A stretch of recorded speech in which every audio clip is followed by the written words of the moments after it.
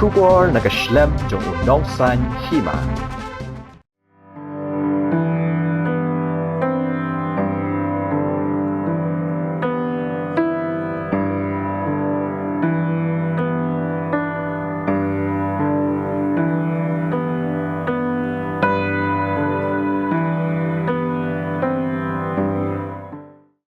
Nakabenta ka Jingmut ban pensapriang ban ai jing hikai shapang ki khana ki badan ka jingkta ha ka bor per khat perdan ka San-Ker ka badan hamaulai mauro ha ka sngining kong katayo kalayo ban penong ya ka program ka ban ai jing hikai kumno ban drodur bat ai rong dur ka balatip kum ka expression through art ki arngut kinong drodur bapau ka jala uba Benedict Sngewthuh Sngewthuh bat ujaya kalra kilayo ban wan ha ka ni ka program kum kinong sha khot Sngewthuh nakabenta ban ai Jingmut yaki khana naki school ki bapher ki balawan ban yashim benta hakani ka program habakran shakinong tho khobor ka Dr. Dida Khongla kalaong bala penong yakani ka program San-Ker nakabenta ban khotlang ya baro ki khana ki badan jingduna hakabor perkhat ban wan yashim benta lang kini ki khana ki pen iya ka sap jongki lingba ki jing ai rong kalaong ru ba kini ki khana ki la pen iya ka Jingmut jongki da ka badro ne ai rong hakikot namar bagade ka nong drodur ka Sngewthuh bha yaki Jingmut jongkini ki jing ai rong baki khana kila ai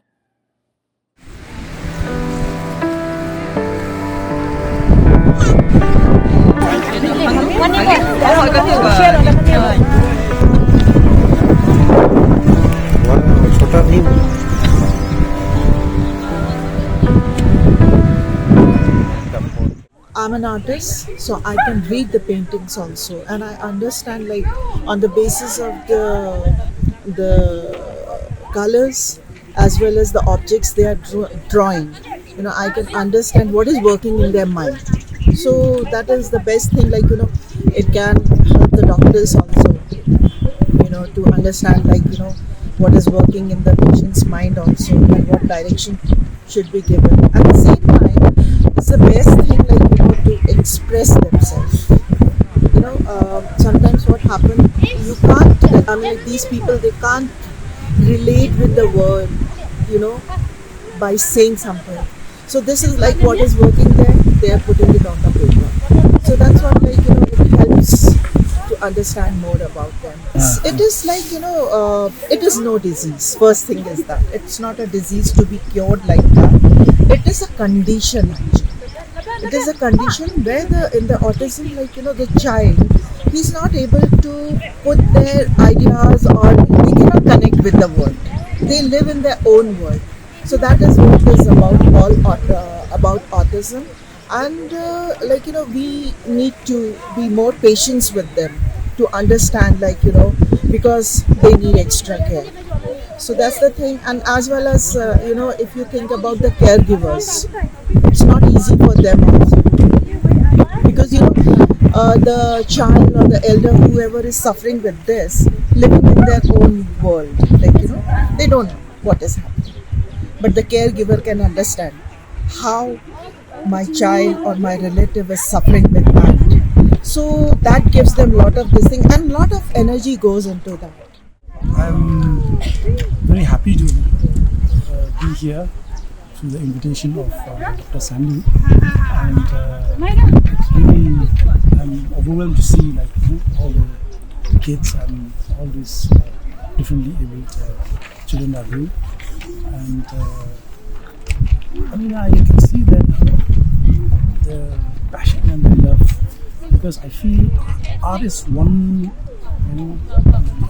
thing which gives them that outlet for self-expression, and that definitely will boost their confidence and their sense of self-worth, and when we appreciate them also, it gives them pleasure and that kind of a moral encouragement. So I wish them that they will do more works like this, and that will be the creative outlet is, I feel, it's one thing which will give them that scope to. All over the world, we celebrate April as a month for creating awareness for autism. And 2nd of April has been designated by the United Nations as the World Autism Day. But worldwide we celebrate the whole month. We have a range of activities where a very common activity we do is we have this walk for autism, where we create awareness, understanding among the public, the community about this disorder, what it is, and how we should go about in dealing and understanding people who have this problem. So this is the important part of this day. So in San-Ker, what we are doing is today we have this activity where we've included children with autism. They have come here to display their talents and their creativity through color, because one of the themes for this year is color. So what we mean by color is that a lot of our children and even adults who are having this problem, they have special talents and abilities, so which we are highlighting on this day. So we have they are expressing their talents through their drawings, their colorings, and so all the emotions are expressed on paper through colors. And tomorrow is the 2nd, which is the main day. We have organized a walk from Khandailat, and we will conclude the walk till Mission, and there we will have a program raising awareness and understanding about this problem.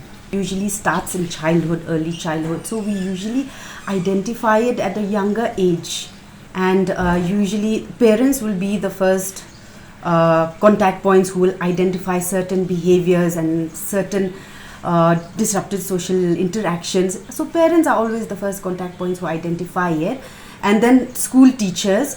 So it's basically characterized by difficulty in social interaction. There are certain stereotypical behaviors that these children display, and they have difficulty, and sometimes the ability to communicate is a little bit different from us.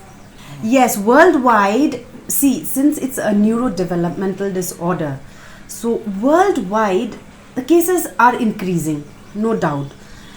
But a lot of policymakers, the UN is very active in promoting awareness and understanding, and also it's come with a lot of therapies and modern treatment modalities which are very inclusive of neurodiverse people. This is what we call them, because we don't want to stigmatize or discriminate people with autism, so we call them neurodiverse individuals.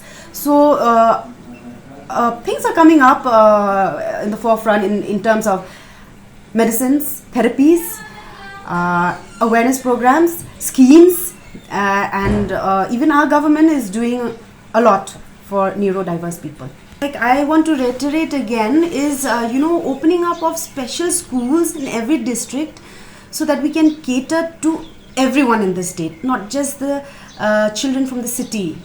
And we need to invest more in special educators. That is one thing we are having a problem with, and so that is what's needed, because the whole point of awareness on this day is inclusivity, to include neurodiverse people in our society without discrimination or stigmatization. So if we say inclusive, we should have centers throughout our state to cater to them. As per the global burden of disease study, they have collected data from 1990 to 2017. It has shown that there are about 354 cases per 1 lakh population so far. Now in India, as per the 2021 study by the Indian Journal of Pediatrics, they have shown that 1 in 68 children are having this problem, and it's more prevalent in boys. Okay, there are problems and setbacks, because we don't have a lot of special schools to cater to their needs. I've seen a lot of children come from the far-flung areas. It's very difficult from a child who comes from Maukarwat. Where does he go? he has to come all the way to Shillong to avail the facilities that we provide for special care children. We need to have centers at every district with a special educator. That is one setback we have. And then that is my concern for the rural population. Where do they go?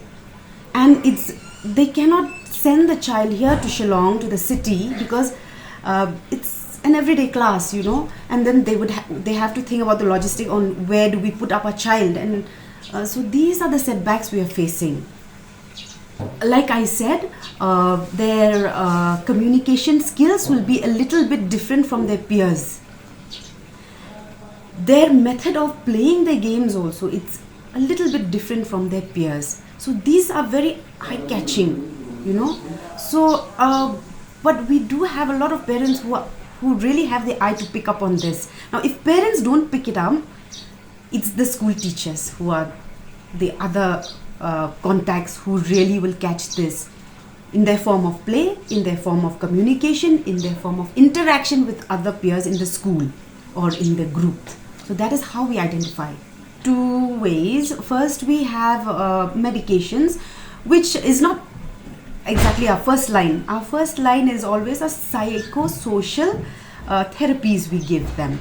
And if the child is a little bit more serious, then we start medications.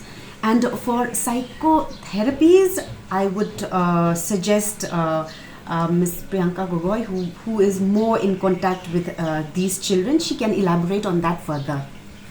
Dr. Kamla, first of all, when we have children coming to our place for specially diagnosed with autism, the first thing that we do is have a psychometric, that is an assessment, psychological assessment, whereby we try to assess the severity.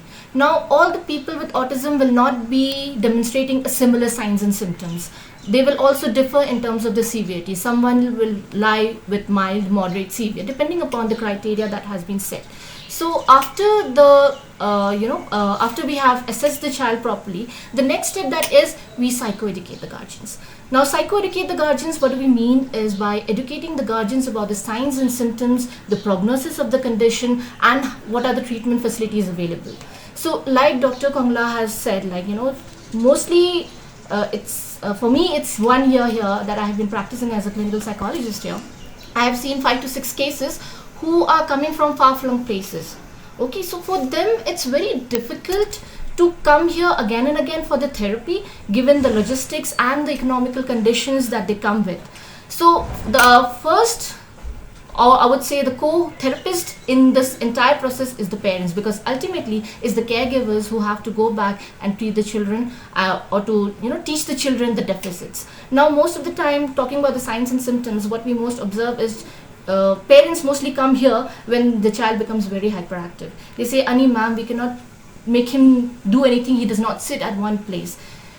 Hyperactivity is a part of autism, but it is not the core symptom, so to say. The core symptoms would be mostly a limited social and communication skills. That is, there will be poor eye contacts, less of social smiling, and they will mostly be engaged in solitary play. So, for example, even if they are sitting with the family members, they will mostly be engaging in solitary play. They will not approach you. There will be limited eye contacts. There will be very less limited eye contacts, and they have difficulties. Some children also have difficulty in speech as well.